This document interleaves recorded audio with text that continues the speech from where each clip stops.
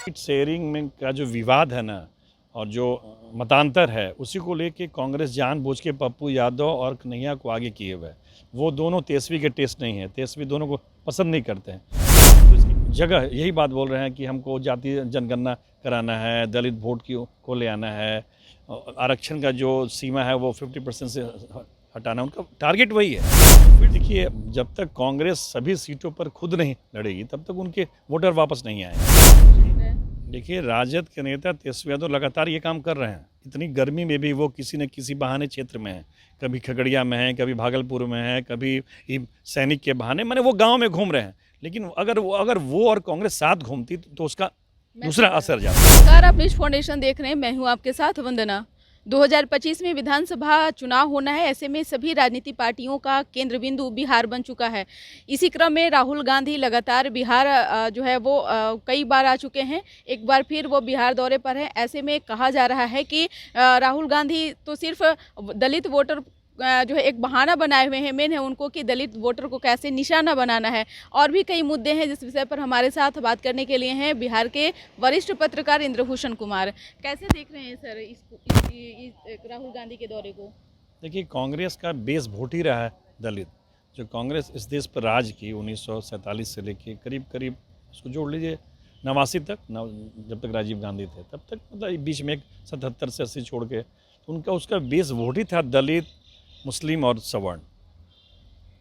89 के बाद जब से ये समाजवादियों की सरकार बनने लगी, बाद में बीजेपी की सरकार आ गई, तो पूरा उनका वोट तंत्र छिन्न भिन्न हो गया। सवर्ण आ गए बीजेपी के पास, मुसलमान चले गए समाजवादियों के पास, कांग्रेस के पास कुछ बचा ही नहीं है। तो अब वो देख रहे हैं कि सबसे उसमें कमज़ोर कड़ी कौन है, किसको हम फिर से जोड़ सकते हैं। इसीलिए वो प्रयास कर रहे हैं कि सबसे पहले दलित को कैसे हम ले आएँ। तो वो अपने हर भाषण में, हर जगह यही बात बोल रहे हैं कि हमको जातीय जनगणना कराना है, दलित वोट को ले आना है, आरक्षण का जो सीमा है वो 50% से हटाना, उनका टारगेट वही है कि फिर से अपने पुराने जो आधार वोट है उसको वापस लाएं। निश्चित तौर पे। लेकिन लगता है कि कांग्रेस के खेमे से दलित वोटर अब तितर बितर हो गए हैं। लगता है कि कांग्रेस इसे समेट पाएगी। बिहार का चुनाव है। देखिए, प्रयास तो कर ही रहे हैं। अभी बिहार में अखिलेश प्रशासनिक अध्यक्ष थे, सवर्ण थे, उनको हटाया गया, पिछड़ा को दलित को बनाया गया, राजेश को, जो दलित नेता हैं पार्टी के उनको भी आगे किया गया है। थोड़ा पैचअप करने के लिए कि सवर्ण भी बिद के नहीं, कन्हैया को भी आगे किया गया है। लेकिन वो पूरा ये मैसेज दे रहे हैं पूरे देश में, और उनका एक नया नारा भी है कि ओबीसी ईबीसी दलित ही देश में माने एकदम हाशिए पर है और सवर्ण लोग कब्जा किए हुए हैं। 80% लोग हाशिए पर है, 20% कब्जा किए हुए हैं। तो उनका टारगेट ही है दलित है, ईबीसी ओबीसी है, उसमें सबसे कमज़ोर कड़ी दलित है। तो जब तक उनको लग रहा है या उनके रणनीतिकारों को कि जब दलित आ जाएगा तब उसके पीछे पीछे ओबीसी भी आएगा, ईबीसी भी आएगा।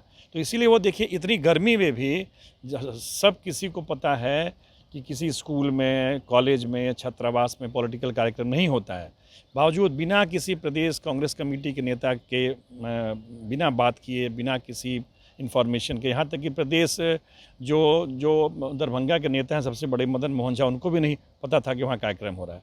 वो कन्हैया कुमार की जो टीम है और जो NGO के जो लोग उनके साथ जुड़े हुए हैं, उन लोगों ने उनका वहाँ कार्यक्रम रख दिया। जब कार्यक्रम जब रखा गया तब इनको बुला गया मदन मोहन झा को कि आप जाके देखिए। अब बताइए, आप कम से कम जब तक अपने आप प्रदेश कमेटी को नहीं रखेंगे अपने साथ में, कैसे होगा? अभी भी वो सिनेमा अपने देख रहे हैं तो वहाँ भी पार्टी के लोग नहीं हैं, वो NGO है। आज के लोग एक नया नाम चलता है, सिविल सोसाइटी, और माने अलग अलग नाम है। कुछ लोग उनको जो JNV से पढ़े लिखे हैं वो लोग उनको कब्जा किए हुए हैं, और अपने हिसाब से उनको एक जो आदमी प्रधानमंत्री पद का दावेदार है उसको बहुत हल्का करके लोग घुमा रहे हैं बिहार में। निश्चित तौर पे। लेकिन आपने कई बार बिहार में चुनाव हुआ जिसको आप करीब से देखे हैं, समझे हैं, जाने हैं। लेकिन इस बार जिस प्रकार से कांग्रेस आर पार की मूड में है, लगता है कि विधानसभा चुनाव में कुछ कांग्रेस का सिक्का चलेगा? देखिए, जब तक कांग्रेस सभी सीटों पर खुद नहीं लड़ेगी तब तक उनके वोटर वापस नहीं आएंगे। ये तय है।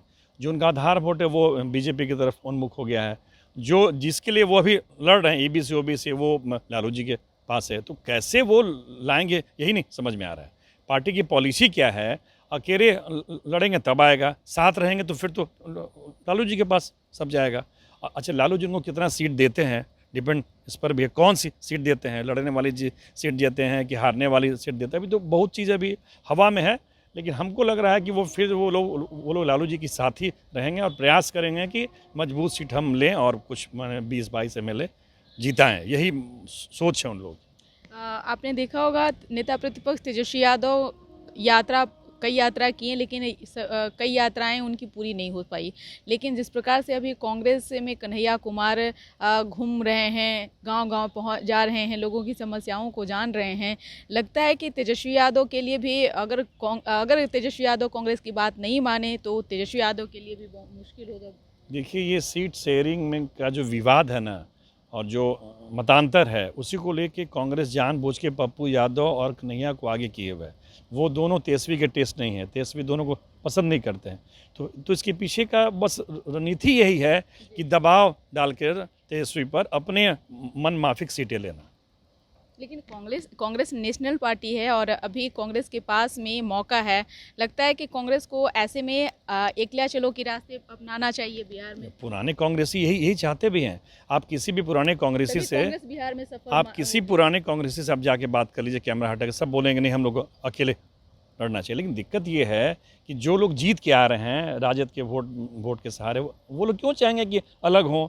जिनको सत्ता में रहना है वो तो चाहें, लेकिन जितने पुराने कांग्रेसी हैं वो सब चाहते हैं कि कांग्रेस फिर से अकेले लड़े, और इस चुनाव में अलग होगी तो फिर उसको 2029 के लोकसभा चुनाव में फ़ायदा मिलेगा। लेकिन दिक्कत है कि अब तय करना है राहुल गांधी की टीम को, केसी वेणुगोपाल को, सोनिया गांधी को, तो वो लोग क्या तय करेंगे। अगर आप बताइए, आज ही राहुल गांधी आए हैं, अगर अखिलेश सिंह अध्यक्ष होते, ठीक है कि वो सवर्ण है, एक अलग मुद्दा है, तो आज वो दूसरा माहौल रहता है। एयरपोर्ट पर उतरते, 100 गाड़ियाँ रहती, फिर लोग को ले जाते। आज वो दरभंगा में कार्यक्रम कर रहे थे, 100 आदमी भी नहीं था।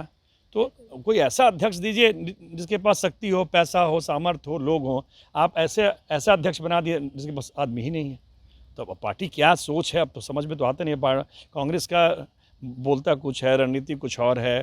कभी कभी खिलाफ कर देंगे लालू जी के और फिर उनके घर चले जाएंगे खाना खाने। तो क्या सोच रहे हैं पार्टी, समझ के परे। चुनाव में भी अब शेष में, ऐसे में सभी राजनीति पार्टियों को सीख लेने की क्या आवश्यकता है बिहार में? क्योंकि जिस प्रकार से लोकसभा चुनाव हुए, अब विधानसभा चुनाव होना है, कई प्रत्याशियों का टिकट कटने वाला है, कई नए चेहरे मैदान में उतरेंगे, तो लगता है कि सबक लेने की आवश्यकता है और अपने अपनी तरीके से पार्टियों को जो है चुनावी मैदान में मजबूती से उतरने की आवश्यकता है। देखिए, राजद के नेता तेजस्वी यादव लगातार ये काम कर रहे हैं। इतनी गर्मी में भी वो किसी न किसी बहाने क्षेत्र में है, कभी खगड़िया में है, कभी भागलपुर में है, कभी सैनिक के बहाने, माने वो गांव में घूम रहे हैं। लेकिन अगर वो और कांग्रेस साथ घूमती तो उसका दूसरा असर जाता। जैसे अभी आप इधर देखिए, जदयू, भाजपा, लोजपा के नेता एक साथ घूम रहे हैं, तो इधर भी अगर ये लोग साथ घूमते, माले के नेता, कांग्रेस के नेता, तो उसका प्रभाव पड़ता। लेकिन कहाँ, केवल तेजस्वी अलग घूम रहे हैं, राहुल अलग घूम रहे हैं, वाम दल अलग अलग घूम रहा है। साथ घूमेंगे तो एकदम उसका प्रभाव पड़ेगा। तो लगता है कि जिस प्रकार से अभी तस्वीरें जो देखने को मिल रही है, इससे आगे आने वाले समय में फुट भी हो सकता है महागठबंधन में। अगर देखिए, सीधी बात है, अगर कांग्रेस को 50 अच्छी सीटें नहीं मिली उसके अनुकूल, तो उम्मीद है कि इस बार वो कांग्रेस अलग मन लड़ने का सोचेगी। अभी तो लड़ने का भी निर्णय में देरी है, अभी तो 5 महीना है, लेकिन सोचेगी। बहुत बहुत शुक्रिया बात करने के लिए। तो आपने सुना कि क्या कुछ कहना था बिहार के वरिष्ठ पत्रकार इंद्रभूषण कुमार का। अपना ओपिनियन जरूर कमेंट बॉक्स में दीजिएगा। धन्यवाद।